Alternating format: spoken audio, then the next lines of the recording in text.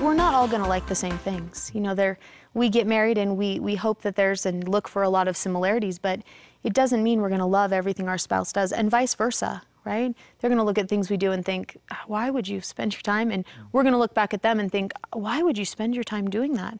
But I think it comes back to recognizing that there is, for a marriage to be successful or a family, it's based on selflessness, and recognizing just like he respects that this is how I like to spend my time, I respect that that is how he wants to spend his time.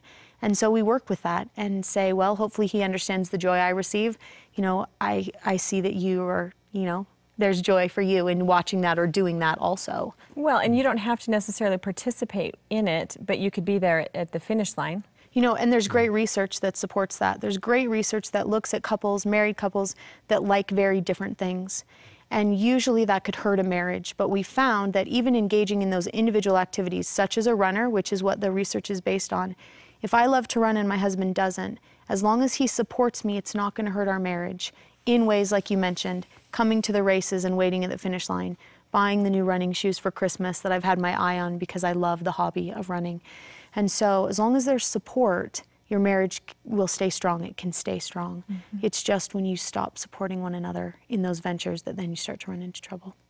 So would you say overall, for both of you, blogging or social media and technology has enriched your marriage? Absolutely. Yeah.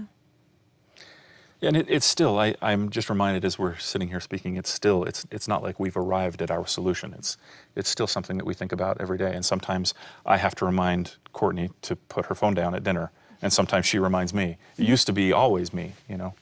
So, but generally and largely, absolutely, I think this is one of those things that, again, our parents didn't necessarily have, that for good or for evil, you know, we're trying to make it for good, and I think it has been. And to make it work in your life and enrich your life in ways that it wasn't available before.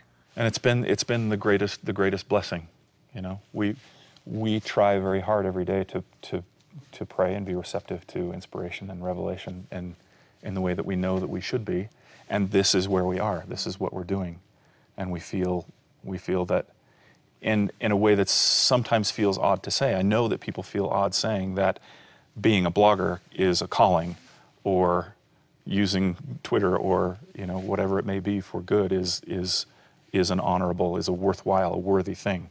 But we absolutely